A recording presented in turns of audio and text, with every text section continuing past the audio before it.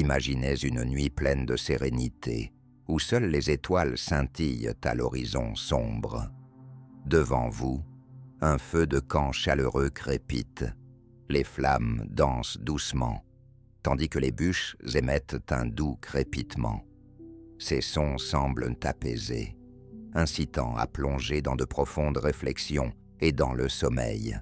Vous êtes près du feu, ressentant la chaleur qui vous enveloppe, tandis que les ombres projetées par la lumière dansent sur les objets environnants. C'est un coin où l'on peut laisser le tumulte derrière soi et simplement être avec soi-même. Aujourd'hui, autour de ce feu de camp, nous plongerons dans l'univers de Carl Gustav Jung, un penseur exceptionnel, médecin et chercheur de l'esprit humain. Nous examinerons son parcours d'un petit village suisse aux cliniques où il a réalisé ses découvertes novatrices. Nous aborderons ses travaux fondamentaux qui ont révolutionné la psychologie, ainsi que sa collaboration avec Sigmund Freud, qui a donné naissance à une nouvelle direction dans la science. C'est l'histoire d'un homme qui perçoit les profondeurs de l'esprit comme des mythes anciens, chuchotant depuis l'obscurité. C'est un récit de la rencontre entre la science et le mysticisme qui nous aide à mieux comprendre nous-mêmes. Installez-vous confortablement et laissez les sons des flammes et les récits vous emporter dans un monde de découvertes et de mystères. Ce ne sera pas simplement une conférence, mais un voyage, peut-être inspirant pour vous inciter à plonger plus profondément dans vos propres rêves et réflexions. Carl Gustav Jung est né le 26 juillet 1875 dans le petit village suisse de Gwill. Son père, Johann Paul Achilles Jung, était pasteur. Le jeune Carl a grandi dans une atmosphère de spiritualité, bien qu'elle lui paraisse parfois ennuyeuse. Il passait souvent du temps seul, et dans cette solitude, il découvrait quelque chose d'unique. Dès son jeune âge, Carl percevait le monde comme quelque chose de plus que la simple réalité visible. Il adorait lire, s'imaginant comme un garçon plongé dans des livres qui l'emmenaient dans d'autres mondes. Dans certaines histoires, des dieux s'affrontaient, tandis que dans d'autres, des héros cherchaient le sens de la vie. Ces récits semblaient l'inciter à rechercher quelque chose de plus profond. En se promenant dans sa ville natale, Carl avait l'impression que la nature communiquait avec lui. Il pouvait passer des heures à contempler les montagnes ou à écouter le bruit de la rivière, imaginant que derrière ces sons se cachaient des forces invisibles. Quel est le sens de tout cela ? Se demandait-il. Bien que son père aurait pu l'expliquer à travers le prisme de Dieu, Carl cherchait à approfondir sa quête de réponse. Les relations avec ses parents étaient complexes, malgré la bonté de son père. Il réfléchissait à ce que tout cela pouvait signifier. Bien que son père fût bon et doux, Carl avait parfois l'impression qu'il était trop passif. Sa mère, quant à elle, faisait preuve d'imprévisibilité. Parfois elle était tendre et attentionnée, puis elle se renfermait sur elle-même, comme si elle vivait dans un autre monde. Ces expériences ont laissé une empreinte sur l'âme de Carl, l'incitant à réfléchir à plusieurs reprises à leur signification. Ces émotions d'enfance sont devenues les premiers pas vers sa compréhension de la psyché humaine. Cependant, Carl s'intéressait particulièrement aux questions que personne ne posait. Pourquoi les gens croient-ils en Dieu ? Pourquoi chaque culture a-t-elle ses propres légendes ? Ces réflexions sur le monde n'en étaient qu'à leur début. Imaginez un garçon assis sur un rocher dans les Alpes suisses. Le vent ébouriffe ses cheveux, et lui, regardant l'horizon, réfléchit. Le monde est si vaste, et je suis si insignifiant en son sein, mais je sens qu'il y a quelque part un sens profond que je découvrirai un jour. Dans la vie adulte de Carl Jung, le désir de comprendre la nature humaine a déterminé son choix de profession, qu'il considérait comme capable de l'aider dans cette quête. Il s'est inscrit à l'université de Bâle pour étudier la médecine. À première vue, c'était un choix tout à fait habituel pour un jeune homme. Mais Carl était déjà conscient qu'il était attiré non seulement par le traitement des corps, mais aussi par des aspects plus profonds, les âmes et les esprits des gens. Pendant ses études, Carl a réalisé qu'il s'intéressait particulièrement à la psychiatrie, une science qui commençait à peine à se développer dans le domaine médical. Bien que beaucoup la trouvaient étrange et pas encore suffisamment mature, pour Carl, cette discipline représentait un monde de mystères et de possibilités. Il comprenait que si l'esprit humain était un océan infini, la psychiatrie serait son navire d'exploration. Après avoir terminé ses études, Jung a commencé à travailler dans l'une des principales cliniques psychiatriques de son époque, le Burgelsli à Zurich.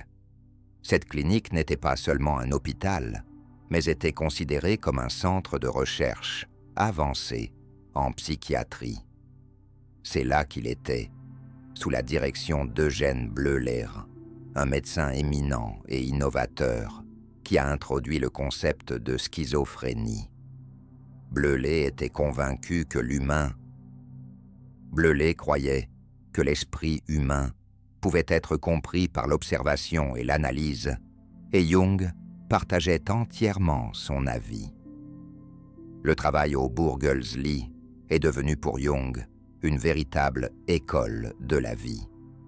Chaque jour, il rencontrait des patients, enfermés dans un monde de leurs peurs, de leurs fantasmes et de leurs conflits intérieurs. En écoutant leurs histoires et en notant ses observations, il était de plus en plus convaincu que l'esprit humain était bien plus complexe que ce que tout le monde pouvait penser. Un jour, en discutant avec un patient, Jung a ressenti qu'il y avait quelque chose de plus derrière ces mots que de simples souvenirs ou émotions. Cela lui a servi de signal sur l'existence de couches profondes à l'intérieur de l'homme, auxquelles la science n'était pas encore parvenue. Ses réflexions ne l'ont pas quitté, et c'est à ce moment-là que ses idées ont commencé à se former, posant les bases de sa théorie sur l'inconscient. Jung ne se contentait pas d'apprendre, mais menait également ses propres expériences. Par exemple, il utilisait un test d'association, où les patients devaient réagir rapidement aux mots prononcés par le médecin, bien que cela semblait être une tâche simple. Cette méthode a confirmé ses hypothèses sur l'existence de processus cachés dans l'esprit, influençant nos pensées et notre comportement. Chaque jour, au Burgelsli présentait à Jung de nouveaux défis, tout en l'inspirant. C'est ici qu'il a réalisé que pour un traitement efficace, il ne suffisait pas seulement de comprendre les maladies, mais qu'il était également nécessaire d'étudier plus en profondeur l'âme humaine. Cela a marqué le début d'un parcours qui a fait du jeune médecin Carl Jung l'un des penseurs les plus éminents de son époque. 1907, Carl Jung, âgé de 32 ans, avait déjà acquis une réputation d'éminent psychiatre et chercheur. Travaillant à la clinique du Burgelsli, il expérimentait des méthodes de traitement et développait ses idées sur la conscience.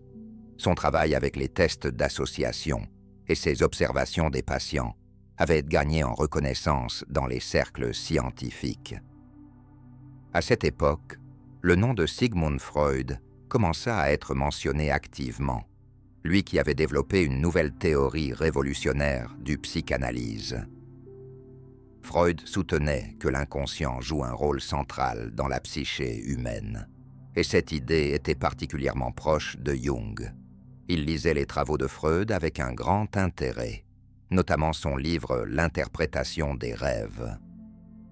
Jung ressentait qu'il avait rencontré un esprit semblable, désireux de percer les mystères de l'esprit. Il prit la décision audacieuse d'écrire une lettre à Freud, qui avait déjà franchi le cap des 50 ans et était touché par l'attention du jeune scientifique. C'est à ce moment-là que débuta une correspondance riche en réflexions profondes sur la nature humaine. Lors de leur première rencontre à Vienne, leur conversation dura 13 heures sans interruption. Deux hommes, semblant se refléter l'un l'autre dans leurs pensées, trouvèrent un langage commun.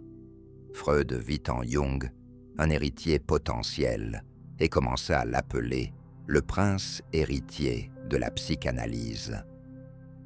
Pour Jung, cela représentait une reconnaissance de ses réalisations et une source d'inspiration.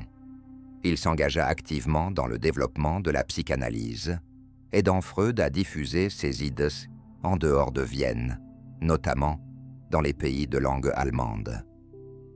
Ils organisèrent ensemble les premières conférences sur la psychanalyse, où ils discutaient de l'influence de l'inconscient sur les rêves, les souvenirs d'enfance et les névroses. Leur collaboration se transforma en amitié, malgré la différence d'âge et les différences culturelles. Jung admirait les capacités intellectuelles de Freud, tandis que Freud voyait en Jung un homme capable de rassembler différentes sciences et de favoriser la reconnaissance de la psychanalyse. Cependant, dès le début de leur collaboration, des moments apparurent, indiquant un possible écart dans leur chemin. Jung remarquait que Freud était trop concentré sur la sexualité comme cause de tous les problèmes psychiques. Pour Freud, la sexualité était la clé de la compréhension de la nature humaine, tandis que Jung ne partageait pas cette approche unidimensionnelle et voyait dans l'esprit humain quelque chose de plus complexe et de mystique. Néanmoins, leur collaboration précoce constitua une étape significative tant dans leur vie personnelle que dans le développement de la psychologie. Pendant cette période, Jung élabora ses idées qui, par la suite, les années passées aux côtés de Freud furent riches en découvertes et en explorations.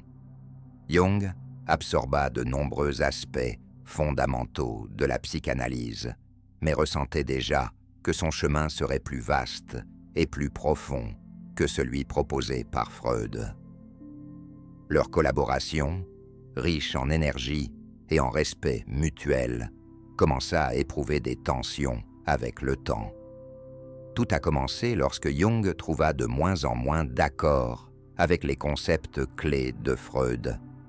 Il considérait que Freud mettait trop l'accent sur la sexualité comme racine de tous les problèmes humains. Pour Jung, l'esprit possédait une complexité bien plus grande. Il croyait que la psyché incluait non seulement l'expérience personnelle, mais aussi quelque chose de plus profond, qu'il appela plus tard « rêve ».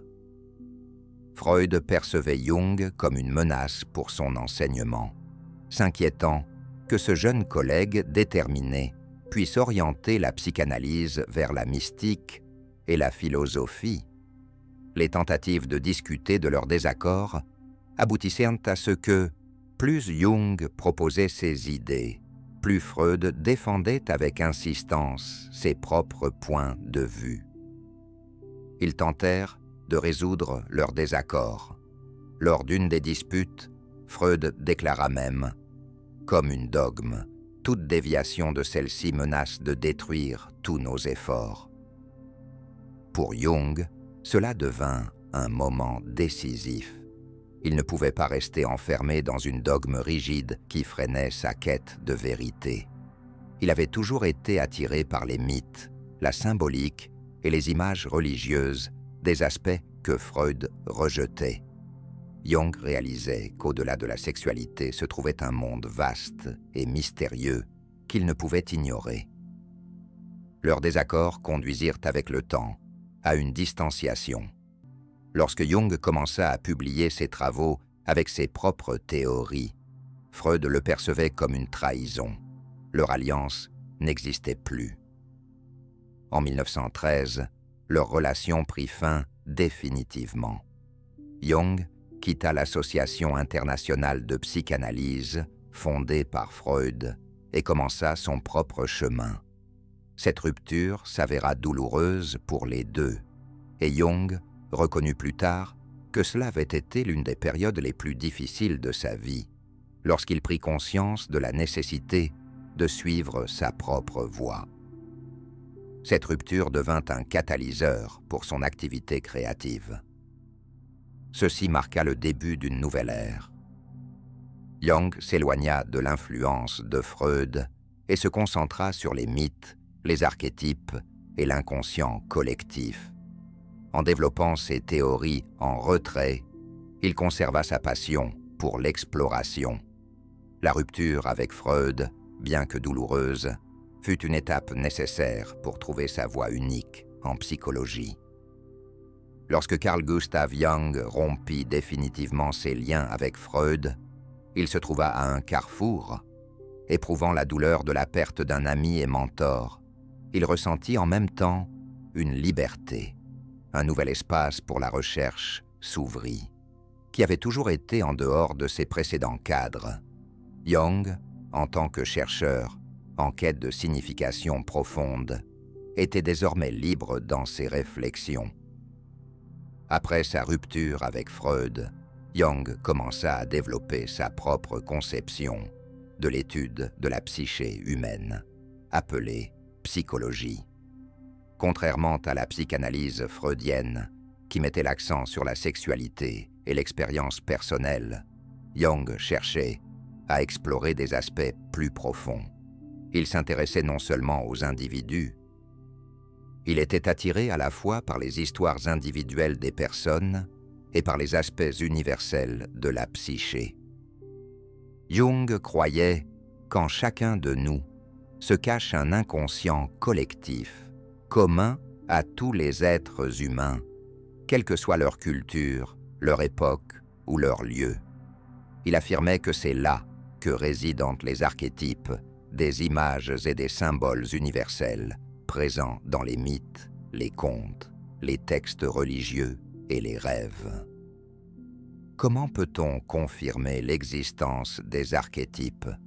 Jung commença à étudier les rêves de ses patients, des personnes de différentes parties du monde qui n'avaient jamais eu de contact, décrivaient des images similaires, par exemple des héros, des dragons, des ombres et des figures maternelles.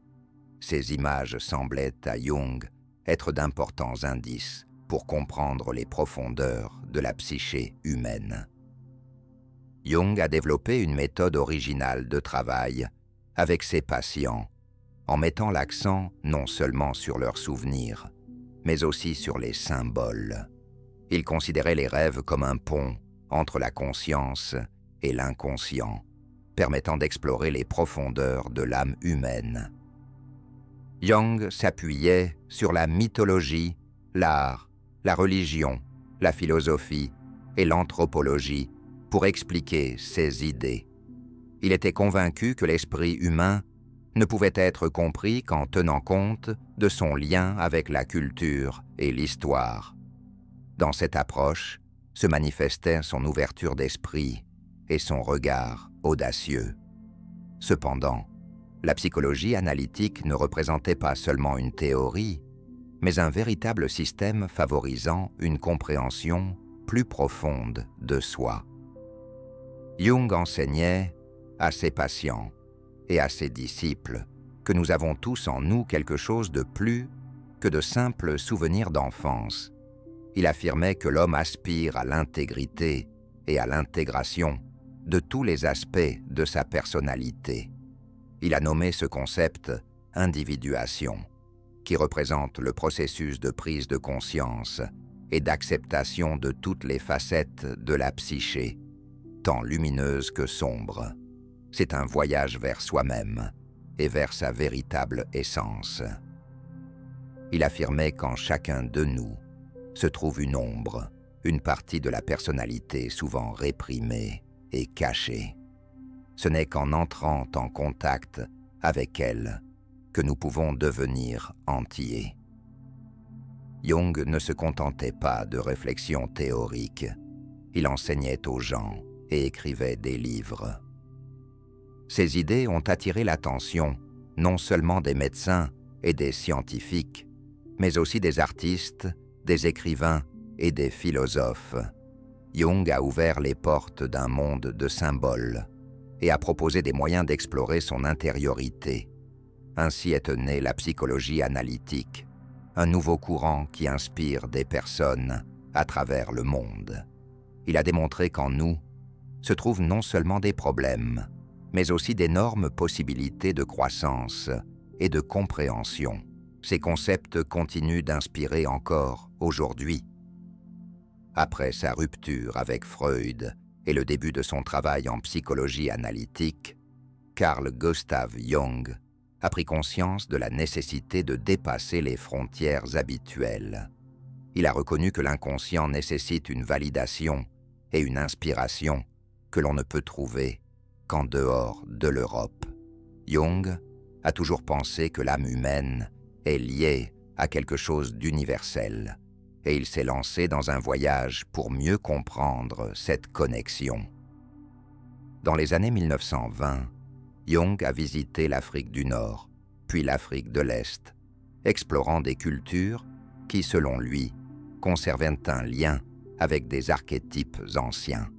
Il notait: Jung a étudié attentivement la vie des tribus locales, leurs rituels et leurs mythes.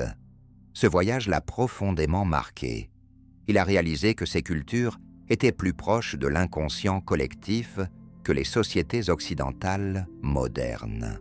Ce qui l'a particulièrement frappé, c'est la manière dont les mythes et les traditions des tribus africaines reflétaient des symboles universels qu'il avait déjà rencontrés dans les rêves de ses patients, tels que des images de héros, d'esprits, d'animaux et de talismans. Tout cela résonnait avec sa théorie des archétypes. Jung se souvenait qu'une fois, autour d'un feu de camp avec une tribu, il contemplait le ciel étoilé. À ce moment-là, il a réalisé que la frontière entre lui et ce monde ancien s'effaçait. C'était comme un retour vers quelque chose de longtemps perdu, mais en même temps profondément familier. Plus tard, Jung se rendit en Inde, où son influence devint encore plus profonde. Là, il étudia la philosophie hindoue, visita des ashrams, échangea avec des sages et observa des cérémonies religieuses.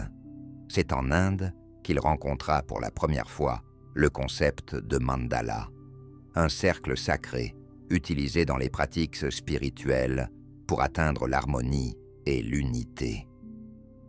La mandala a eu un impact profond sur Jung, car elle reflétait ses idées sur l'intégrité de la psyché. Il a commencé à utiliser ce symbole dans sa pratique analytique. Jung considérait la mandala comme une image archétypique, symbolisant la quête d'ordre dans le chaos de l'âme humaine. De plus, il a été impressionné par la philosophie des textes indiens concernant le lien entre l'homme et le cosmos, ce qui a confirmé sa conviction que les archétypes, indépendamment du temps et du lieu, sont universels pour toute la psyché humaine.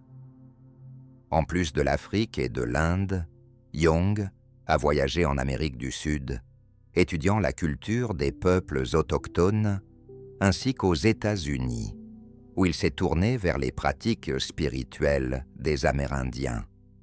À chaque fois, il trouvait une confirmation de sa théorie de l'inconscient collectif. Par exemple, dans les rituels des chamans, il reconnaissait les mêmes images qui se reproduisaient chez ses patients en Europe. Jung a réalisé que ces symboles et archétypes apparaissent indépendamment du contexte géographique, comme s'ils étaient intégrés dans la même essence de la psyché humaine. Les voyages de Jung ont joué un rôle important dans son développement. Les voyages ont permis à Jung d'observer les archétypes tant dans les rêves et les fantasmes de ses patients que dans les véritables mythes, rituels et la vie quotidienne de diverses cultures. Ces expéditions ont approfondi sa théorie de l'inconscient collectif. Jung en est venu à la conclusion que les mythes et les symboles constituent un langage universel permettant à l'humanité de prendre conscience d'elle-même. Ce langage reflète nos peurs, nos rêves et notre quête de sens dans la vie. Il a observé: l'homme peut perdre le lien avec ses racines, mais son âme cherchera toujours à revenir à ses origines. Elle conserve la mémoire des anciens chemins, même si l'homme lui-même les a réprimés. Ces découvertes ont poussé Jung à créer de nouvelles œuvres, dans lesquelles il a exploré plus en profondeur les archétypes, les rituels et les symboles. Ces voyages se sont transformés en recherche non seulement du monde extérieur, mais aussi en un profond auto-exploration, un désir de trouver des réponses aux questions fondamentales sur la vie et son sens. À la fin de sa vie, Carl Gustav Jung. Ses idées ont inspiré, provoqué des discussions et souvent devancé leur temps. Bien que Jung se soit éloigné de la médecine académique et se soit retrouvé dans une certaine isolation par rapport à la communauté, ses travaux tardifs témoignent de la profondeur et de l'ampleur de sa pensée. Jung a continué à approfondir ses recherches sur les symboles et les archétypes, écrivant de nombreux textes qui reliaient la psychologie à la philosophie, à l'art et à la religion. Dans son livre « La réponse de Job », il a étudié l'histoire biblique en se concentrant sur les relations entre l'homme et Dieu, ainsi qu'entre le bien et le mal. Ce travail a suscité de nombreux débats, mais pour Jung, il représentait une tentative de comprendre comment les images mythiques influencent la spiritualité des gens. Son intérêt pour les symboles religieux s'est également manifesté dans d'autres œuvres tardives, telles que Psychologie et Alchimie et la mystérie de la conjonction. Dans ses ouvrages, Jung a montré comment les anciens textes alchimiques incarnent des processus psychologiques profonds. Il considérait l'alchimie comme une métaphore de la transformation de l'âme, où chaque étape symbolisait un mouvement vers l'intégralité. L'un des concepts les plus originaux et mystérieux de Jung est la synchronicité. Il a proposé l'idée qu'il existe dans le monde des événements qui n'ont pas de lien de causalité, mais qui possèdent néanmoins une signification symbolique profonde et se produisent simultanément. Par exemple, si une personne pense à quelqu'un et qu'à ce moment-là, cette personne appelle ou arrive de manière inattendue, Jung croyait que de telles coïncidences ne sont pas des hasards, mais des manifestations d'une profonde interconnexion entre le monde intérieur de l'individu et la réalité extérieure. En collaboration avec le physicien Wolfgang Pauli, Jung a tenté de relier sa conception de la synchronicité à la physique quantique, soulignant que le monde est beaucoup plus complexe que nous ne le pensons généralement. Dans les années 1950, malgré les critiques, il est devenu une figure reconnue internationalement. Ses œuvres ont été traduites en de nombreuses langues.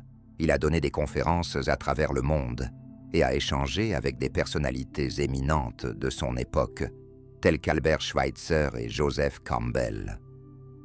Jung a inspiré non seulement des psychologues, mais aussi des artistes, des écrivains et des philosophes. Ces concepts sur l'inconscient collectif et les archétypes se sont reflétés dans la littérature, le cinéma et la peinture. Ces travaux ont été traduits en de nombreuses langues et ont influencé la création d'auteurs tels que George et Louis Borges, Hermann Hesse, Ingmar Bergman et bien d'autres. Néanmoins, Jung ne cherchait pas la gloire et est resté un chercheur posant des questions et éprouvant des doutes. « Je suis devenu ce que j'ai décidé de devenir », notait-il dans ses dernières années. Il s'est retiré dans sa maison, à Küsnacht, au bord du lac de Zurich, continuant à écrire, à réfléchir et à enseigner à un petit nombre d'élèves. Ses travaux de cette période sont devenus plus philosophiques, se concentrant sur la quête du sens de la vie et de la mort. En 1961, peu avant sa mort, Jung a achevé son œuvre autobiographique « Souvenirs, rêves, réflexions », dans laquelle il partageait ouvertement son expérience de vie. Il décrivait ses peurs et ses révélations, mentionnant des images archétypales qui apparaissaient même dans ses rêves. Ce livre est devenu un testament spirituel du grand penseur. Gustav Jung est décédé en 1961, laissant un vaste héritage. Ses idées continuent d'inspirer des personnes à travers le monde, et la psychologie analytique a occupé une place clé dans les concepts d'archétypes, d'inconscient collectif et d'individuation sont devenus partie intégrante du lexique culturel. Jung a démontré que l'être humain n'est pas simplement une somme de souvenirs et d'habitudes, mais aussi un ensemble de mythes, de symboles et de liens avec l'univers. Son enseignement souligne que la connaissance de soi est un voyage infini, rempli de nouvelles découvertes à chaque étape. En poursuivant la discussion sur l'approche de Jung concernant l'étude de la psyché et son concept d'inconscient collectif, examinons plus en détail ce qu'il représente. Nous avons précédemment noté que Jung cherchait des significations profondes dans la conscience humaine et en est arrivé à la conclusion qu'il existe quelque chose de plus universel, au-delà des expériences individuelles. C'est ici que commence à se manifester le concept d'inconscient collectif. Imaginez qu'en plus de l'expérience individuelle, il existe un autre niveau de la psyché qui accumule les connaissances et l'expérience de toute l'humanité. C'est comme si en nous résidait non. Jung croyait que l'inconscient collectif est non seulement commun, mais aussi universel pour toute l'humanité. Cela signifie que nous ne venons pas dans ce monde avec une conscience vierge, mais que nous possédons un certain ensemble intérieur composé d'archétypes, des symboles universels que nous avons tous en nous, indépendamment du temps et du lieu de résidence. Ces archétypes ne sont pas simplement des images, mais des structures profondes qui déterminent notre réaction au monde qui nous entoure et influencent nos sentiments, nos pensées et nos actions. Cela explique également pourquoi les mythes, les religions et les rêves, malgré les différences culturelles et les époques variées, contiennent des symboles similaires. Ces symboles ne sont pas aléatoires. Ils semblent refléter le contenu de l'inconscient collectif, contribuant ainsi à notre compréhension de nous-mêmes et du monde qui nous entoure. Les archétypes constituent des éléments fondamentaux de la théorie de Jung et expliquent pourquoi, malgré les différences culturelles, notre perception du monde se révèle similaire. Par archétype, Jung entendait. Ces symboles ne sont pas aléatoires. Jung définissait les archétypes comme des images universelles et primordiales, existant dans l'inconscient collectif. Ils représentent une sorte de schéma ou de modèle qui, bien qu'ils restent souvent inconscients, influencent notre perception, notre comportement et nos réactions. Les archétypes ne sont pas simplement des idées ou des images, mais des structures puissantes qui influencent notre monde intérieur. Ils se reflètent dans les mythes, les religions, les rêves et même dans la vie quotidienne. Bien que les symboles eux-mêmes puissent être variés, leur signification et leur influence sur la psyché demeurent inchangées. Par exemple, les archétypes du héros, de l'ombre, de la mère et du sage nous aident à mieux comprendre à la fois d'autres cultures et nous-mêmes. Jung croyait que les archétypes représentent des codes universels qui aident les gens à traverser les différentes étapes de la vie, de la naissance à la mort. Leur fondement repose sur des instincts profondément programmés, présents en chaque individu. Ces images, telles que l'archétype maternel ou la grande figure héroïque, se manifestent dans notre conscience à travers des symboles ou des récits spécifiques. Nous pouvons observer. On peut les découvrir dans les rêves, les fantasmes et même dans les œuvres d'art. Les archétypes transcendent les limites temporelles et culturelles, existant en dehors du temps et de l'espace et se transmettant à travers les générations comme une mémoire collective de l'humanité.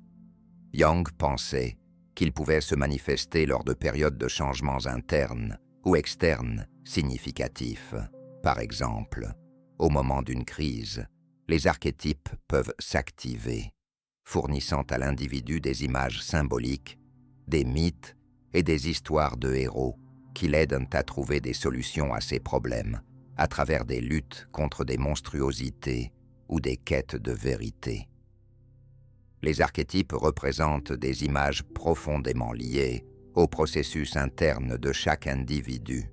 Ils ne sont pas de simples concepts abstraits, mais jouent un rôle important dans la prise de conscience et le traitement des conflits intérieurs. Ces images se manifestent à travers des symboles et des mythes universels, pertinents pour l'ensemble de l'humanité. Ils agissent comme un puissant outil dans l'analyse de la psyché humaine, permettant de comprendre le degré de leur enracinement et leur influence sur notre comportement. Examinons chaque archétype plus en détail, en utilisant des exemples de la vie réelle, de la littérature et de la mythologie, afin de déterminer comment ils se manifestent dans la vie d'un individu. La persona ou le masque est l'image que nous présentons aux autres, façonnée sous l'influence des attentes sociales. Par exemple, imaginez une femme qui, en public, apparaît toujours comme la mère idéale. Ses enfants sont obéissants, elle sourit et participe activement à divers événements. Cependant, chez elle, lorsque personne ne regarde, elle peut se révéler complètement différente, fatiguée, anxieuse et doutant de ses capacités. Considérons le directeur d'une grande entreprise. Au travail, il semble être une personne confiante avec un caractère fort qui contrôle tout. Cependant, derrière cette image peut se cacher une peur constante. De tels exemples ne sont pas rares. Rappelons-nous de Dorian Gray dans le roman d'Oscar Wilde. Son masque représente une apparence parfaite, une beauté et un charme perçus par tous ceux qui l'entourent. De tels cas sont courants. Autour de lui, tout le monde le perçoit comme une personne irréprochable, tandis qu'à l'intérieur, il est en décomposition, et son véritable moi est caché derrière le portrait, qui vieillit et se détruit à sa place. Examinons Rochester dans Jane Eyre. Au début du roman, il apparaît comme un homme dur et cynique, qui ne compte que sur lui-même. Cependant, il devient rapidement évident que c'est aussi un masque, dissimulant ses blessures, ses erreurs passées et ses faiblesses intérieures. Dans la mythologie, on trouve également de nombreux exemples similaires. Par exemple, Héraclès est dépeint comme le héros idéal, puissant, vertueux et généreux. Cependant, en étudiant son histoire, nous voyons que sa vie a été complexe. Il a commis des actes terribles, a souffert et a lutté contre ses faiblesses. Cela montre que derrière l'image du héros se cache souvent un homme ordinaire avec des conflits intérieurs. Examinons Odin dans les mythes nordiques. Il prenait souvent une autre apparence pour voyager parmi les gens. Malgré ses déguisements, cela pouvait parfois causer du tort. Par exemple, Si une personne, par exemple, si une personne feint constamment la joie pour ne pas attrister son entourage, elle peut commencer à réprimer ses véritables émotions, cachant même à elle-même sa propre tristesse ou ses lourdes épreuves. Parfois, c'est l'inverse qui se produit. Une personne s'habitue tellement à son rôle professionnel qu'elle ne peut même pas se détendre et être elle-même chez elle. Cet archétype souligne l'importance de prendre conscience de ses rôles et de se rappeler de sa véritable essence. Les masques peuvent remplir leurs fonctions, mais il doit toujours y avoir quelque chose de véritable derrière eux. L'ombre est un archétype qui représente l'expression opposée du masque. Si le masque montre ce que nous voulons montrer au monde, l'ombre cache ce que nous dissimulons non seulement aux autres, mais aussi à nous-mêmes. Ce sont les traits de notre personnalité que nous considérons comme indésirables et que nous cherchons à exclure de notre vie. Cependant, tout comme le masque, l'ombre est une composante importante de notre être et elle ne peut pas être ignorée car imaginez une personne qui s'efforce toujours d'être gentille et accueillante. Elle est perçue comme agréable et réceptive, mais à l'intérieur, elle peut accumuler de la rancœur et de l'irritation qu'elle considère comme injustifiée et qu'elle cache profondément en elle. Les émotions réprimées ne disparaissent pas. Elles peuvent se manifester de manière inattendue dans des rêves, à travers une agression passive ou des accès de colère brusques dans des situations stressantes. En conséquence, cette personne peut ressentir un décalage avec ses véritables émotions et éprouver un conflit intérieur. Dans la littérature, les images de l'ombre ont également leur place.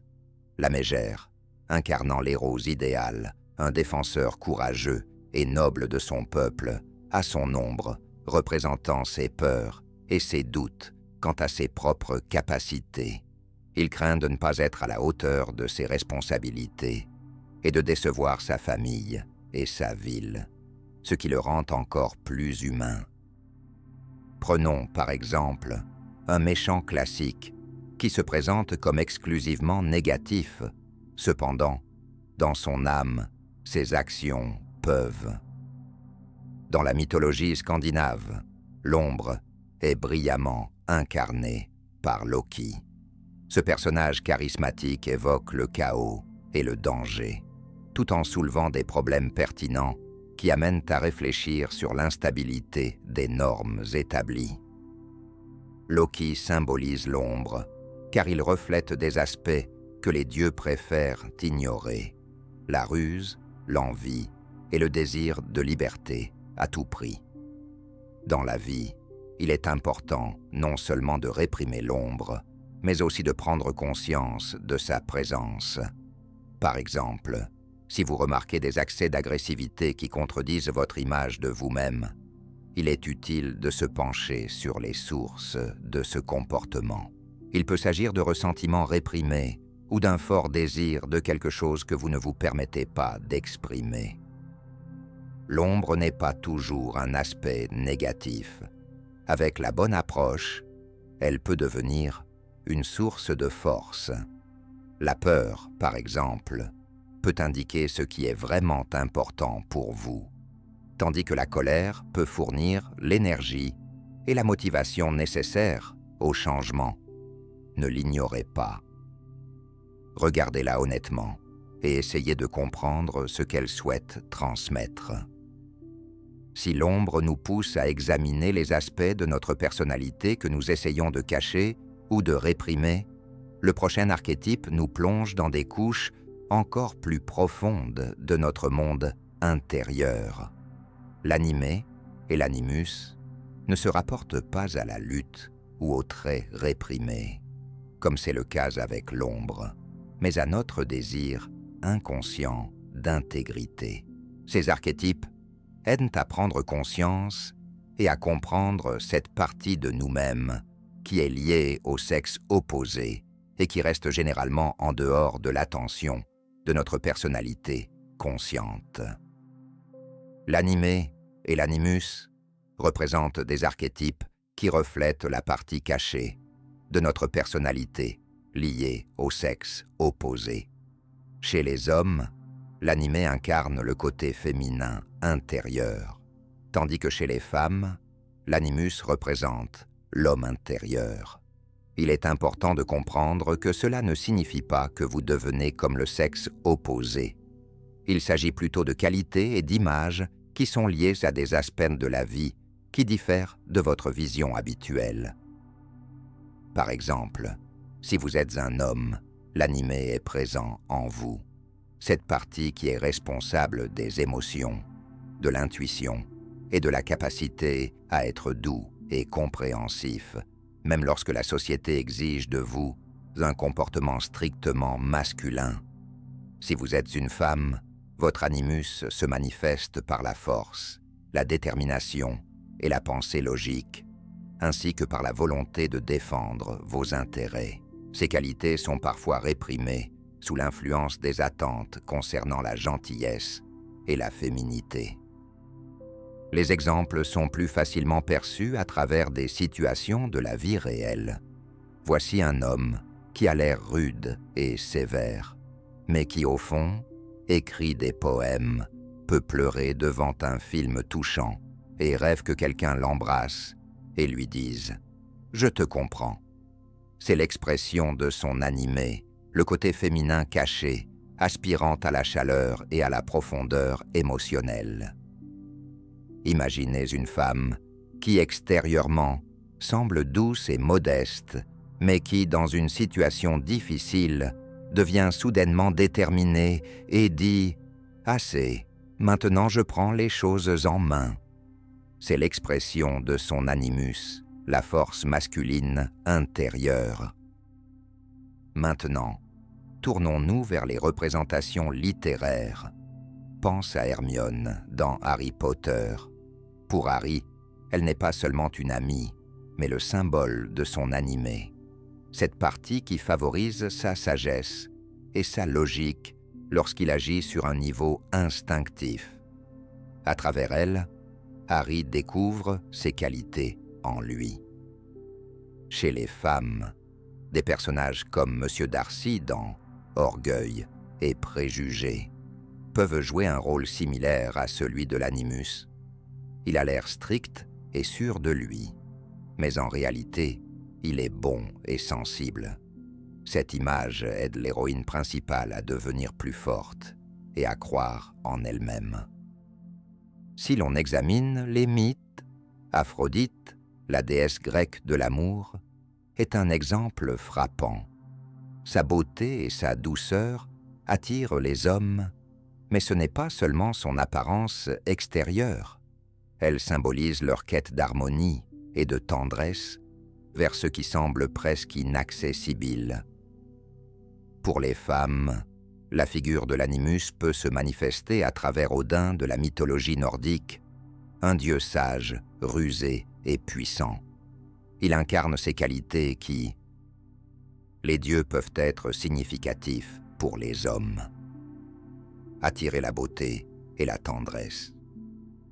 Il incarne des qualités qui favorisent la prise de décisions difficiles et le maintien de la résilience dans des situations complexes. L'animé et l'animus peuvent être considérés comme des parties cachées de notre moi. Ils contribuent à l'intégrité en révélant ce qui reste généralement invisible. Un homme conscient de son anima atteint une maturité émotionnelle et comprend mieux les personnes qui l'entourent. Une femme consciente de son animus devient plus confiante et intérieurement forte. Ces archétypes, en s'unissant, forment notre essence, la rendant plus complexe et riche. Si l'animé et l'animus favorisent l'équilibre intérieur, l'archétype du sage dirige notre attention vers la connaissance, l'expérience et la vérité au-delà des limites personnelles. Le sage est une personne dotée d'une compréhension profonde et d'une expérience de vie qui sert de mentor en aidant à surmonter les difficultés et à trouver le bon chemin dans la vie. Nous rencontrons souvent de telles personnes. Cela peut être un collègue expérimenté qui, en partageant ses connaissances, nous invite à réfléchir à nos propres décisions, ou un enseignant qui ne donne pas de réponse directe, mais vous guide de manière à ce que vous découvriez vous-même la bonne solution. Le sage n'est pas simplement une personne bien informée, mais celle qui possède une vision plus large et aide les autres à découvrir de nouveaux horizons. L'image du sage est largement représentée dans la littérature. Un exemple frappant est Gandalf dans Le Seigneur des Anneaux.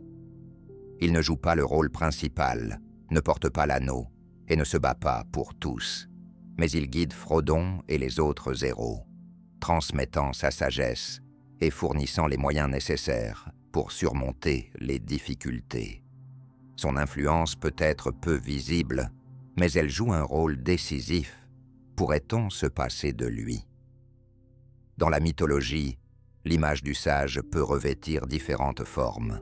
Par exemple, dans les mythes grecs, Chéron n'est pas seulement un dieu messager, mais aussi un guide des âmes qui aide les héros à prendre conscience de leur destinée, explique l'organisation du monde et enseigne à surmonter leurs peurs. Sa sagesse et ses conseils deviennent un soutien important pour Rome aux États-Unis, alliant connaissance et compétence. Chacun de nous peut rencontrer le sage sous différentes formes, que ce soit un mentor, un ami ou un livre qui ouvre de nouvelles perspectives sur des choses importantes. Parfois, nous devenons nous-mêmes des sages pour les autres, en partageant notre expérience ou en aidant à naviguer dans des situations complexes. Si le sage éclaire notre chemin et nous aide à trouver la vérité, alors le héros symbolise le mouvement vers l'avant. L'archétype du héros incarne le désir de l'homme de surmonter des obstacles externes et internes, de passer par une transformation et d'atteindre ses objectifs. Il ne s'agit pas seulement de victoires au combat, mais aussi de la lutte contre ses peurs, ses faiblesses et ses limitations. Le héros est celui qui, indépendamment des risques, relève les défis. Dans la vie réelle, l'héroïsme peut se manifester sous différentes formes. Par exemple, une personne confrontée à une maladie grave ne se rend pas, mais se bat avec détermination pour sa santé et se rétablit. Ou une personne qui décide de changer sa vie, déménage dans une autre ville, commence une carrière à zéro ou apprend quelque chose de nouveau à un âge mûr. Le héros n'est pas nécessairement celui qui remporte la victoire, mais toujours celui qui continue d'avancer malgré les difficultés. Dans la littérature, on peut rencontrer de nombreux tels personnages. Hector et Achille de l'Iliade, Harry Potter, Superman et Spider-Man. Tous, malgré leurs différences, font face à de sérieux défis et les surmontent souvent pour quelque chose de plus significatif qu'eux-mêmes. Achille se bat non seulement pour la gloire, mais aussi pour défendre son honneur. Hector lutte pour sa famille et son foyer, tandis que Spider-Man apprend à équilibrer ses aspirations personnelles avec le devoir de sauver les autres. La mythologie regorge d'exemples de l'archétype du héros. Persée, ayant vaincu la Méduse, semble à première vue être un simple guerrier qui triomphe des monstres. Cependant, son voyage représente quelque chose de plus profond. Il affronte ses peurs et relève des défis inattendus auxquels il n'aurait jamais pensé. C'est là toute l'essence du héros. En surmontant des épreuves, il renforce non seulement sa force, mais acquiert également de la sagesse, transformant à la fois lui-même et le monde qui l'entoure. L'archétype du héros rappelle que chacun est capable de devenir un héros dans sa propre vie. cela n'est pas nécessairement lié à la victoire sur des dragons ou au sauvetage du monde. Le véritable héroïsme réside parfois dans le fait de faire le premier pas dans la peur, de prendre une décision difficile, d'assumer des responsabilités ou de ne pas céder face aux épreuves. Le héros est celui qui choisit de lutter et de changer, malgré les difficultés. Ce chemin, bien que difficile, mène toujours à une croissance intérieure et à une compréhension plus profonde de soi-même et de sa vie. Si le héros nous renvoie à la bravoure et au dépassement, l'archétype de la mère symbolise le soin, la protection et le soutien. Il est lié à la sécurité émotionnelle, à l'éducation et à tout ce qui favorise notre développement et notre guérison. C'est une source de chaleur qui procure un sentiment de sécurité et qui forme la base de toute une vie. Dans la vie réelle, l'archétype de la mère se manifeste de différentes manières. Cela peut être une mère qui soutient son enfant dans les moments difficiles, restant son pilier et sa source d'amour, ou une grand-mère qui transmet la sagesse et crée un sentiment de confort. Parfois, une seconde mère est quelqu'un qui prend soin de nous, non par obligation, mais par vocation, devenant ainsi une partie de la famille. Dans la littérature, l'image de la mère est souvent associée à quelque chose de sacré et de puissant dans son amour. Par exemple, Marie, dans la Divine Comédie de Dante, incarne un amour attentionné et inconditionnel, qui est illimité et toujours présent, même lorsque nous ne le remarquons pas. Dans les mythes, l'archétype de la mère est souvent lié à la nature et à la vie. Un exemple classique est Déméter de la mythologie grecque, déesse de la terre et des récoltes. Elle manifeste son souci non seulement pour la fertilité, mais symbolise également l'attachement maternel. Lorsque sa fille Perséphone disparaît, Déméter met tout en œuvre pour la retrouver, et le monde, plongé dans son chagrin, démontre à quel point l'amour maternel peut être puissant et profond. L'archétype de la mère souligne l'importance du soin et de la compassion. C'est une énergie qui nous soutient dans les moments difficiles et nous aide à retrouver nos forces. Chacun de nous peut incarner cet archétype en offrant soutien et inspiration aux autres. L'amour maternel se manifeste non seulement dans les relations parentales, mais aussi dans chaque mot chaleureux et chaque acte d'aide que nous nous apportons mutuellement. Si la mère nous offre soin et sécurité, posant ainsi les bases de notre développement, l'archétype de l'enfant symbolise l'innocence, les nouveaux commencements et le potentiel qui commence à se révéler. L'ouverture à la nouveauté, le désir d'apprendre et de grandir, ainsi qu'une curiosité sincère pour le monde qui nous entoure. L'archétype de l'enfant souligne l'importance de préserver la foi en nos possibilités et de percevoir la vie comme un chemin d'exploration. Dans la vie réelle, l'archétype de l'enfant se manifeste lorsque quelqu'un fait ses premiers pas dans une nouvelle activité, par exemple, dans une profession inconnue. En tant qu'enfant, nous ressentons de l'incertitude et commettons des erreurs, mais nous vivons également des moments joyeux et étonnants. Cette innocence et cette ouverture au monde nous permettent de mieux nous connaître et de comprendre la réalité qui nous entoure. Dans la littérature, l'archétype de l'enfant est souvent associé à des héros qui commencent leur chemin. Un exemple en est Harry Potter, qui se retrouve soudainement dans le monde de la magie sans connaître ses règles.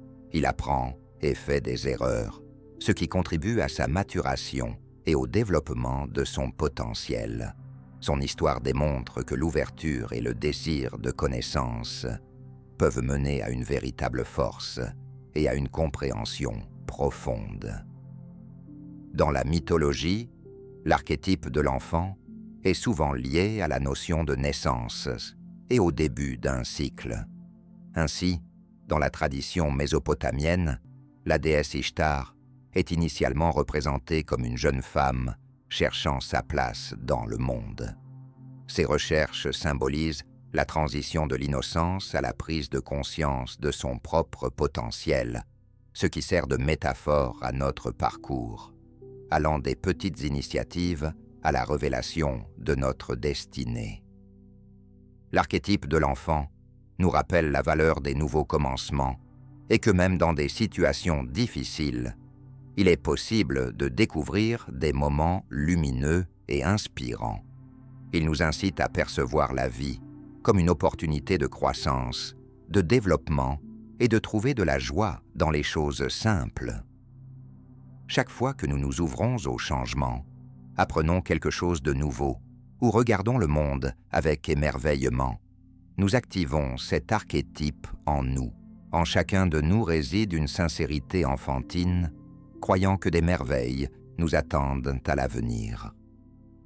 Si l'enfant regarde le monde avec une totale ouverture, le trickster représente un archétype qui déstabilise les structures habituelles et crée des opportunités de changement. Il agit généralement par le biais du chaos et des provocations, enfreignant les règles. C'est grâce à cela que le trickster devient un catalyseur de changement, nous permettant de voir le monde sous un nouvel angle. Il nous rappelle que la destruction peut également être une perspective alternative, menant à de nouvelles possibilités. Dans la vie réelle, le trickster est capable... Dans la vie réelle, le trickster peut être celui qui remet en question les normes établies. Cela peut être, par exemple, un entrepreneur qui change radicalement les approches commerciales traditionnelles grâce à un produit innovant, ou un activiste qui brise les barrières sociales à la recherche de justice. Cela peut également être un artiste présentant des idées originales, ou une personne avec une vision non conventionnelle du monde, modifiant la perception des autres. Dans la littérature, le trickster est souvent représenté comme un personnage qui, malgré ses frasques, joue un rôle central dans le développement de l'intrigue. Par exemple, Loki de la mythologie nordique incarne le chaos et les perturbations. Il provoque des conflits et détruit l'ordre, mais ce sont précisément ses actions qui entraînent des changements que les héros et les dieux n'auraient pas pu réaliser eux-mêmes. Loki démontre que le monde ne peut rester immuable. Parfois, la destruction est nécessaire pour faire place à quelque chose de nouveau. Dans les mythes, le trickster apparaît souvent comme un personnage rusé et provocateur qui manipule les règles, mais laisse invariablement une leçon précieuse. Un exemple peut être le trickster de la mythologie des Amérindiens, qui enfreint injustement les lois de la nature et introduit. Un exemple peut être le coyote de la mythologie des Amérindiens. Il enfreint les lois de la nature, induit les gens en erreur et sème le chaos, mais il démontre également comment il est possible de dépasser les limites habituelles à la recherche de nouvelles solutions. Ces actions rappellent que la vie n'est pas seulement un ordre, mais aussi un jeu où le chaos ouvre l'accès à des possibilités cachées.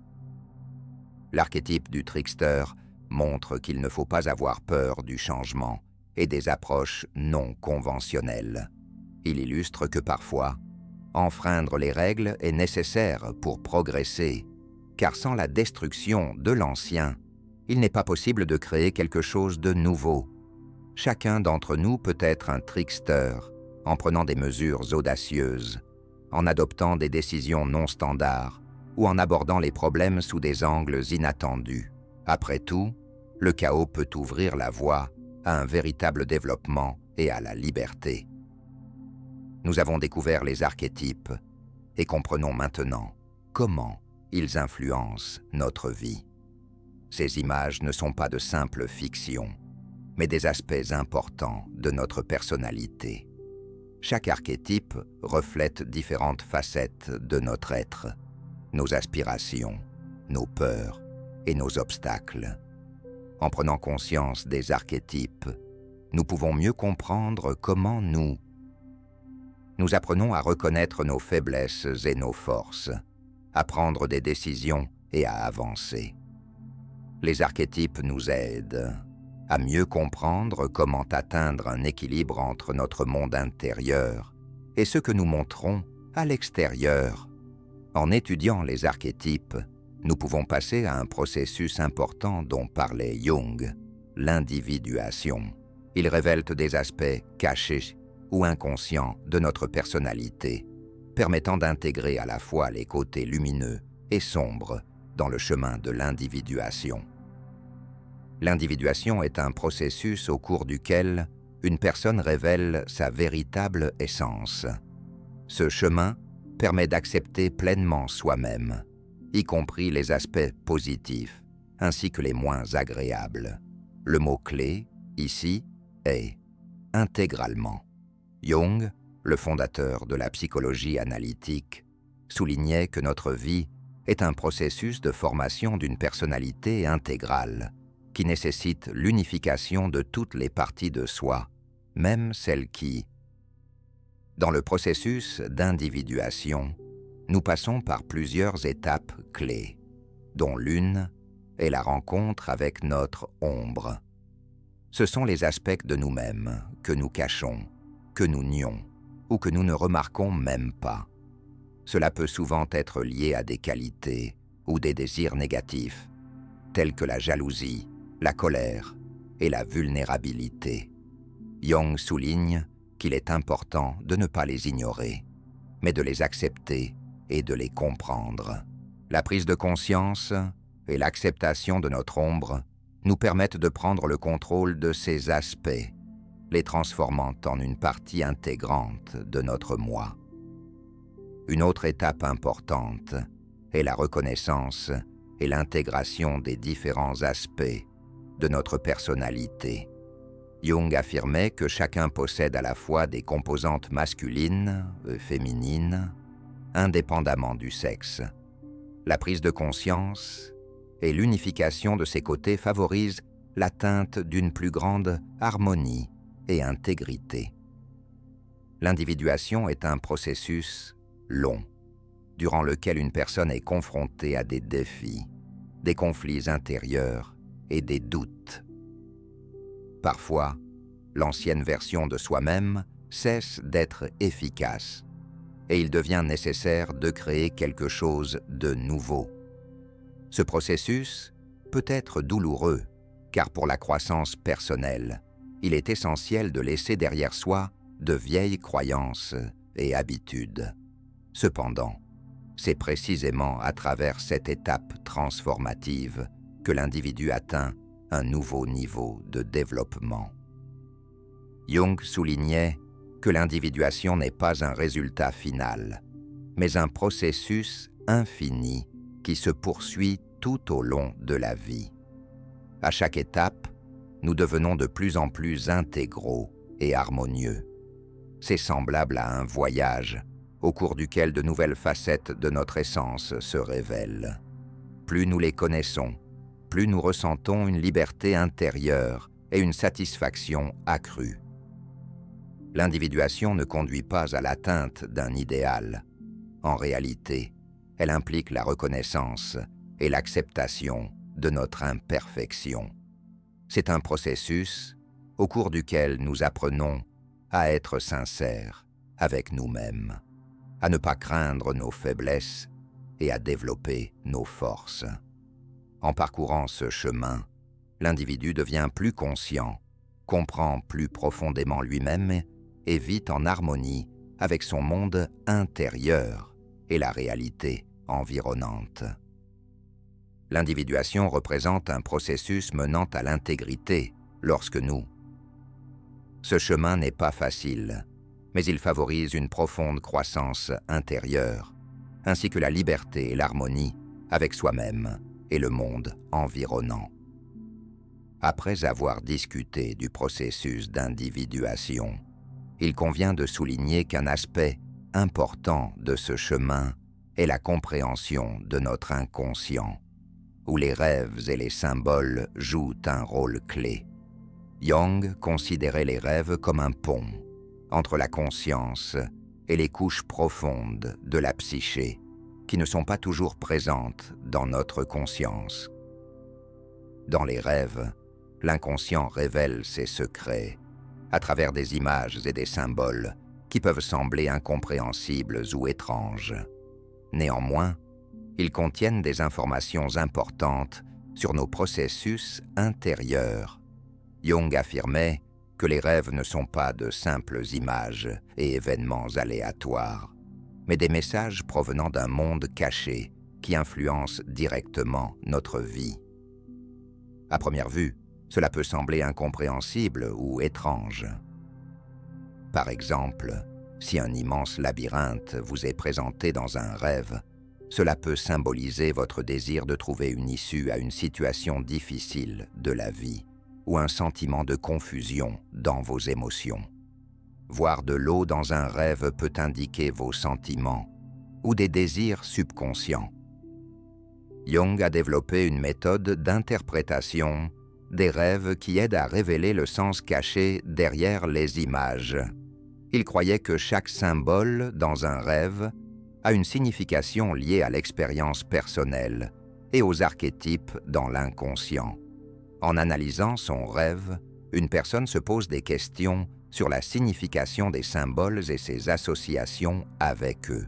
Cela favorise la découverte de liens profonds avec des aspects de soi qui ne sont pas toujours clairs. Jung considérait les rêves comme un langage unique, à travers lequel l'inconscient communique avec nous. Les rêves surviennent généralement lors de moments de tension intérieure ou de changement dans la vie d'une personne. Jung affirmait que leur analyse fournit une clé pour la connaissance de soi et donnait de nombreux exemples démontrant comment les rêves aident à révéler des sens cachés. Un jour, l'un de ses patients a partagé un rêve qui l'avait profondément marqué. Dans ce rêve, il errait dans une grande maison ancienne, explorant ses étages. Au rez-de-chaussée, tout semblait ordinaire, mais il remarqua ensuite un escalier menant vers le bas. En descendant, il se retrouva dans une cave à demi obscure, remplie d'objets anciens et inconnus, comme venus d'une autre époque. À un moment donné, il ressentit de la peur, mais continua son exploration. Jung expliqua que la maison représente la personnalité de l'individu.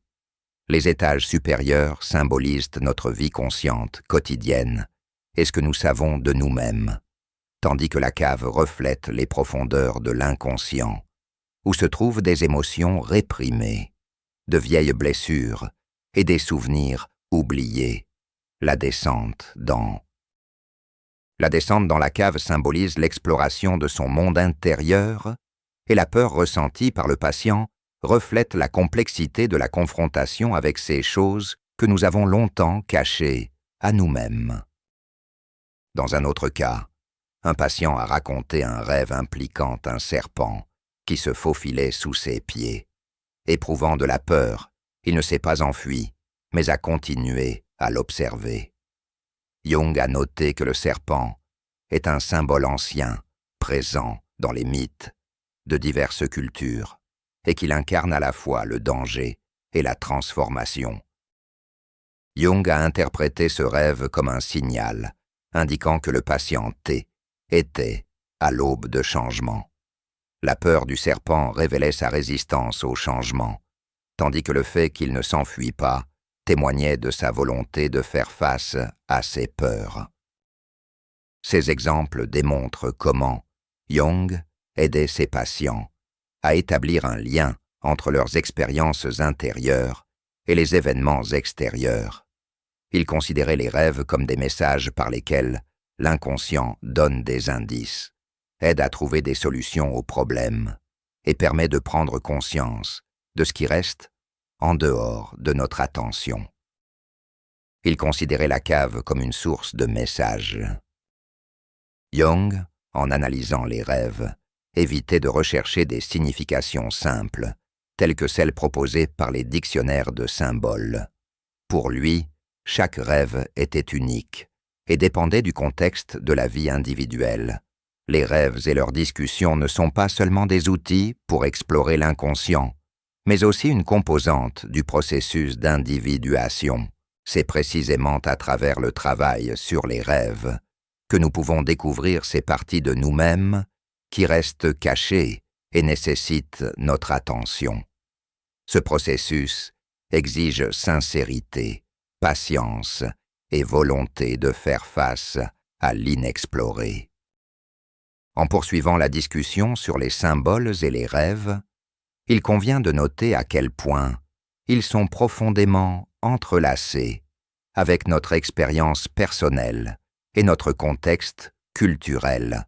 Jung croyait que les symboles dans les rêves ne sont pas des éléments aléatoires, mais des ponts reliant notre psyché individuelle à l'inconscient collectif, qui représente un vaste réservoir d'expériences humaines, universelles et d'archétypes. Cela explique pourquoi des symboles tels que l'eau, le feu ou le soleil ont des interprétations similaires dans différentes cultures, tout en acquérant leurs propres particularités. Le contexte culturel influence considérablement notre perception des symboles. Par exemple, dans une culture, le serpent peut être associé à la sagesse et à la transformation, tandis que dans une autre, il est perçu comme une menace ou une trahison. Ces représentations collectives se transmettent à travers les générations, par le biais de mythes, de contes et de rituels, reflétant des aspects culturels tout en se superposant à l'expérience personnelle, ajoutant des nuances individuelles. Par exemple, pour une personne, la mer peut symboliser la liberté et l'aventure, en raison d'une enfance passée sur la côte, tandis que pour une autre, elle évoquera des associations avec le danger en raison d'une tempête vécue. Jung a observé que les rêves, émanant des profondeurs de l'inconscient collectif, nous relient à l'héritage commun de l'humanité. Ils reflètent à la fois nos expériences personnelles, nos désirs, nos peurs et nos souvenirs.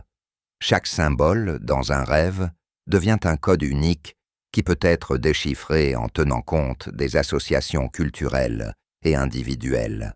Par exemple, dans un rêve, une personne peut voir un arbre ancien avec des racines puissantes. L'arbre, dans une compréhension générale, est souvent associé à la vie, à la croissance, au lien avec les ancêtres ou à la spiritualité. Cependant, pour une personne en particulier, ce symbole peut avoir une signification individuelle, reflétant le lien avec la famille, des souvenirs d'enfance ou le désir d'atteindre la stabilité. De tels symboles unissent l'humanité dans son ensemble et l'expérience personnelle, créant un équilibre fascinant entre les aspects universels et uniques. Jung soutenait que le travail avec les symboles nécessite à la fois une analyse et une perception intuitive. Il ne suffit pas de se référer à un dictionnaire universel des symboles pour trouver des réponses, car les symboles sont tout aussi complexes que les êtres humains. Pour comprendre leur signification, il est important de prendre en compte non seulement le contexte culturel, mais aussi l'expérience personnelle et les émotions que ce symbole suscite chez l'individu. Grâce à sa nature duale, son universalité et sa signification personnelle, le travail avec les symboles devient un aspect clé du processus d'individuation. En maîtrisant le langage des symboles, nous approfondissons notre compréhension de nous-mêmes et ressentons un lien avec quelque chose de plus grand, le monde, la culture et l'humanité dans son ensemble. Les émotions nous permettent non seulement d'analyser les rêves, mais aussi d'y voir une source de sagesse, d'inspiration et de croissance intérieure. Maintenant que nous avons examiné les symboles, les rêves et leurs liens avec la culture et les expériences personnelles. Il est temps de passer à un autre aspect important des travaux de Jung, sa théorie des types de personnalité. Il a remarqué un phénomène intéressant. Les gens diffèrent considérablement dans leur perception du monde qui les entoure et dans leur prise de décision. Cette différence va au-delà du caractère et des habitudes. Il semble que chaque personnalité soit programmée pour réagir à son environnement d'une manière spécifique. Jung a commencé ses recherches par des observations de patients et de personnes environnantes. Il a remarqué que certaines personnes se sentent confiantes et à l'aise dans leurs interactions avec les autres, préférant être au centre de l'attention et partager leurs pensées et émotions. En même temps, d'autres ont tendance à se plonger davantage en eux-mêmes, à réfléchir et à trouver du réconfort dans la solitude ou dans un cercle restreint d'amis proches. Cette observation l'a conduit à l'idée de deux types principaux d'orientation. Selon Jung, les extravertis sont orientés vers le monde extérieur. Leur énergie est dirigée vers les autres et les événements qui se déroulent. Ils tirent leur énergie des interactions, appréciant les discussions et les actions actives. Pour les extravertis, la vie est une scène remplie d'événements, et plus il y en a, plus cela leur semble intéressant. Les introvertis, contrairement aux extravertis, tournent leur regard vers l'intérieur. Ils tirent leur force, non pas du monde extérieur, mais de leur espace intérieur. Pour eux, il est important de passer du temps seul, afin de réfléchir à ce qui se passe, de comprendre leurs émotions et de trouver des réponses en eux-mêmes. L'agitation extérieure peut être fatigante, tandis que la solitude est souvent pour un introverti une source de confort et même une nécessité. Jung soulignait que l'extraversion et l'introversion ne sont pas des catégories strictement définies, mais deux pôles entre lesquels nous nous situons tous.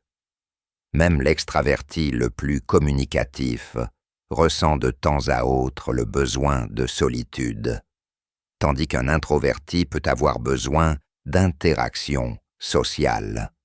Chaque personne a une tendance qui détermine sa manière principale d'interagir avec le monde qui l'entoure. Cette conception a non seulement favorisé une compréhension de soi plus profonde, mais a également permis aux gens de cesser de juger les autres pour leurs différences. Chacun d'entre nous a son approche unique de la vie. Jung nous a révélé que les différences entre les personnes ne constituent pas un problème, mais une richesse précieuse qui définit notre unicité. En poursuivant l'exploration des types de personnalités, il convient d'examiner plus en détail un élément clé de sa théorie, les fonctions psychologiques. Celles-ci incluent la pensée, les sentiments, l'intuition et les sensations, chacune contribuant à notre vie. La pensée est une fonction liée à l'analyse rationnelle et à la logique. Les personnes ayant une pensée développée ont tendance à réfléchir et à rechercher des relations de cause à effet, cherchant des réponses structurées et privilégiant les faits. Lors de la prise de décision, elles s'appuient généralement sur une approche logique, examinant toutes les données disponibles. La pensée joue un rôle important dans ce processus. La pensée contribue à la création de schémas clairs et logiques, ce qui aide à organiser notre expérience. Le sentiment est une fonction basée sur la perception du monde, à travers le prisme des valeurs et des émotions. Les personnes ayant une perception sensorielle prédominante prennent des décisions en se guidant par leurs émotions et par l'impact des événements sur leur état. Pour elles, il est important que les actions soient en accord avec leurs convictions et valeurs intérieures. Ces personnalités se concentrent souvent sur l'harmonie dans les relations et aspirent à l'empathie, et à la compréhension des autres. L'intuition est une fonction qui permet de percevoir le monde à travers le prisme des possibilités et des liens cachés.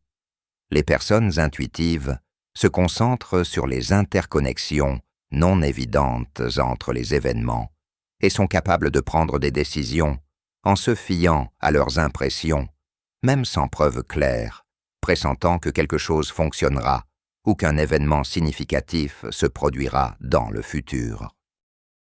La sensation est une fonction orientée vers la perception de faits concrets et d'impressions se produisant à l'instant présent.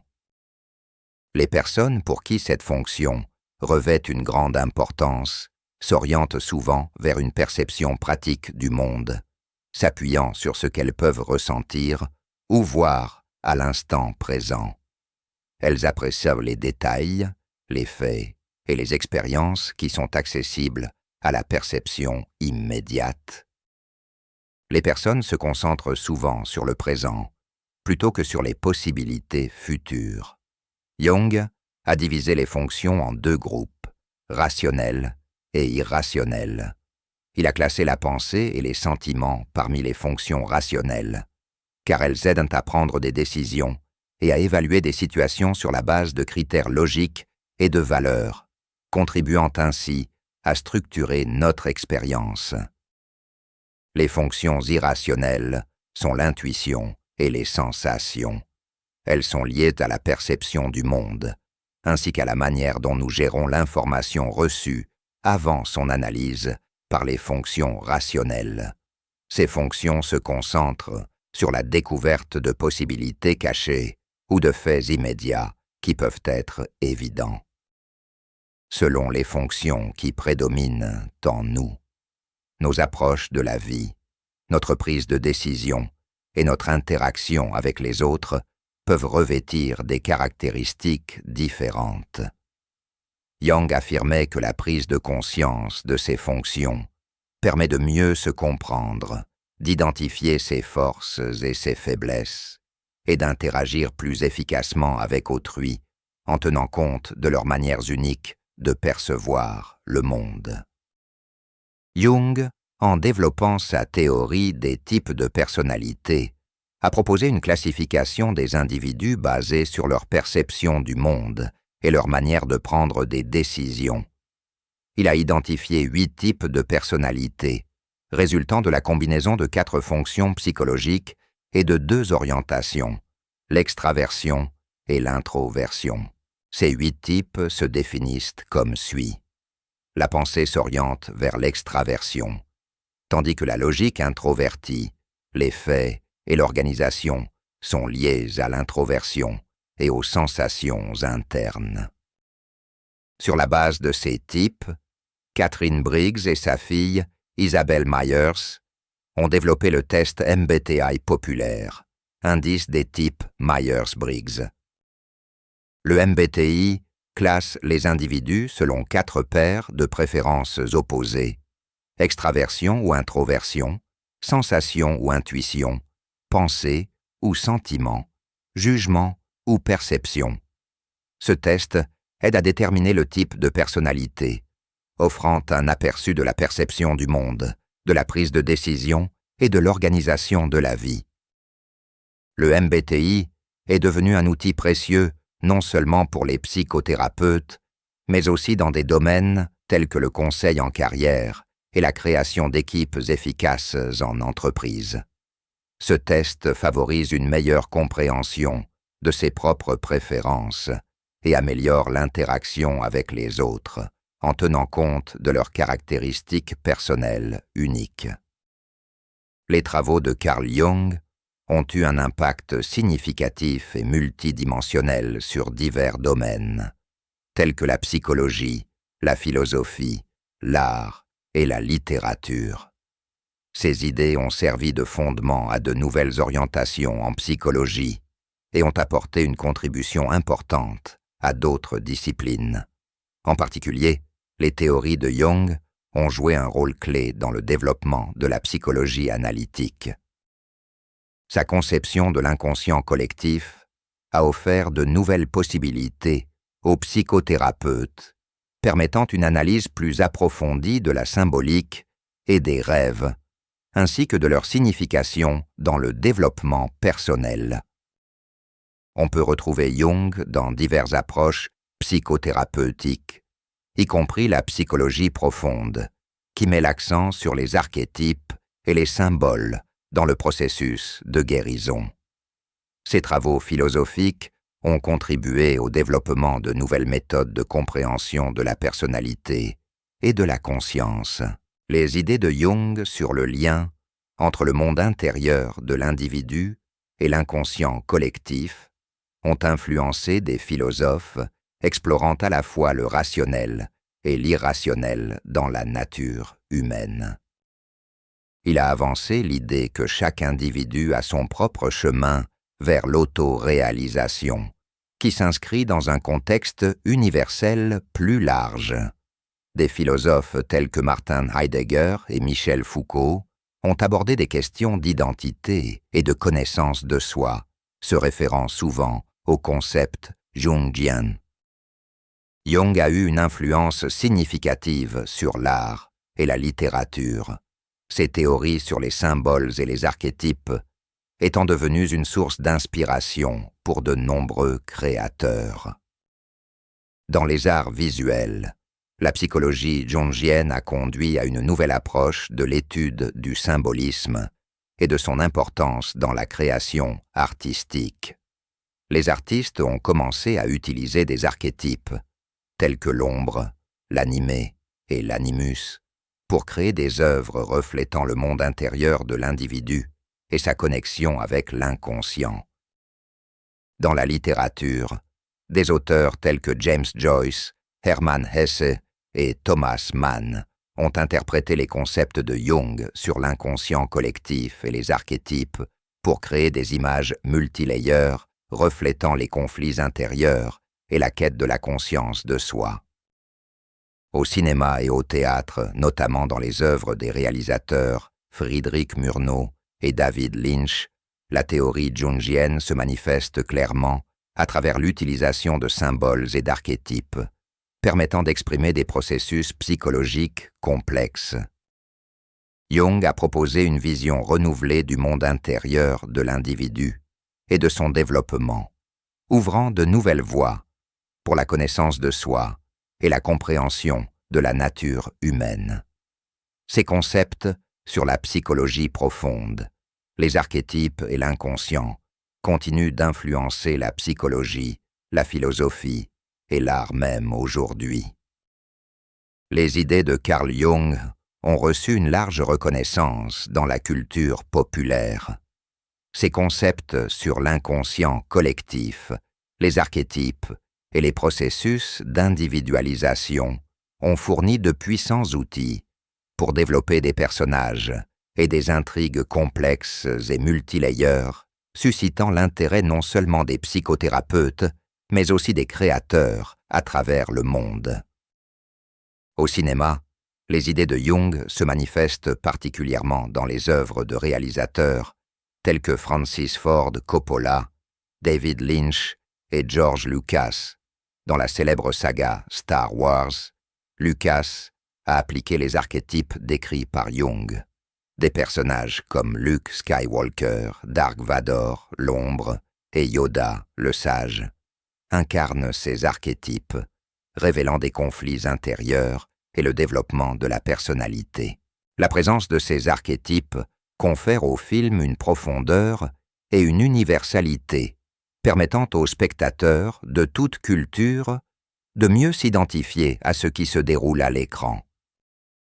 Je suis désolé, mais le texte Manost ne semble pas être un mot ou une phrase identifiable dans le contexte donné. Pourriez-vous fournir un autre paragraphe ou plus de contexte? David Lynch, dans ses films tels que Twin Peaks, utilise activement les idées jungiennes, créant des images qui peuvent être interprétées à travers les archétypes et les processus inconscients. Ses œuvres sont riches en mysticisme et en symbolisme, incitant les spectateurs à la réflexion. Dans ses films, Lynch illustre comment les aspects réprimés de la personnalité, représentant l'ombre, peuvent se manifester dans la vie réelle, tandis que les archétypes aident les individus sur le chemin de la connaissance de soi. Dans la littérature, les idées de Jung ont été activement utilisées par des auteurs cherchant à créer des personnages complexes et multidimensionnels. Dans les œuvres de Hermann Hesse, telles que Le loup des steppes et Le jeu des perles de verre, se manifestent de profondes réflexions sur l'autodétermination et la lutte intérieure. Hesse explore les archétypes de ses héros et leur chemin vers l'intégration des différents aspects de la personnalité, ce qui correspond à la conception de l'individuation de Jung. Les romans romantiques contemporains s'appuient souvent sur les idées de Jung, explorant des archétypes tels que les amoureux, le héros et le sauveur. Ces archétypes permettent aux auteurs de révéler non seulement les traits extérieurs des personnages, mais aussi leurs expériences intérieures et leurs conflits. De telles approches rendent les relations entre les héros plus multidimensionnelles et confèrent à leurs interactions des significations profondes. La musique est également influencée par les idées de Jung. Dans les chansons consacrées à la quête de soi, aux transformations intérieures ou à la lutte contre les côtés sombres de la personnalité, on peut percevoir un reflet de ces concepts. Les artistes utilisent souvent des archétypes pour créer des images qui suscitent une réponse émotionnelle. En faisant appel aux archétypes et à l'inconscient collectif, ils pénètrent dans la culture pop, lui conférant profondeur et complexité. Ces idées permettent aux artistes d'aborder des thèmes universels, compréhensibles par des personnes du monde entier, indépendamment du temps et du lieu. L'application des idées de Carl Jung, malgré son influence significative en psychologie, a rencontré de vives critiques de la part de certains chercheurs. L'argument principal était que de nombreux concepts de Jung ne peuvent pas être rigoureusement vérifiés à l'aide de méthodes scientifiques, ce qui complique l'évaluation empirique et l'étude objective, l'une des sources clés de critique. L'un des principaux objets de critique est le concept d'inconscient collectif. Bien que cette idée ait suscité de l'intérêt en psychologie et dans la culture, de nombreux chercheurs l'ont jugée trop abstraite et métaphysique. Jung considérait l'inconscient collectif comme une structure universelle, commune à tous les êtres humains, ce qui remet en question l'existence de données empiriques claires, confirmant son existence. En conséquence, de nombreux chercheurs estiment que ce concept est difficile à concilier avec les normes scientifiques traditionnelles. Les idées de Jung sur les archétypes, l'ombre et l'individuation ont également suscité des doutes. Leur complexité en matière de vérification et d'interprétation claire remet en question la scientificité de ces concepts. Certains chercheurs notent que Jung recourait trop souvent à des métaphores et au symbolisme, ce qui compliquait la réfutation et la confirmation de ses théories. De plus, sa méthodologie en psychanalyse a été critiquée. Contrairement à Sigmund Freud, qui s'appuyait sur des observations scientifiques et des expériences, Jung se fiait davantage à des théories intuitives et à la pratique de l'auto-observation, ce qui a suscité le mécontentement de certains spécialistes. Malgré les controverses scientifiques, ces idées sont largement utilisées dans la pratique de la psychothérapie et dans l'étude de la psychologie humaine.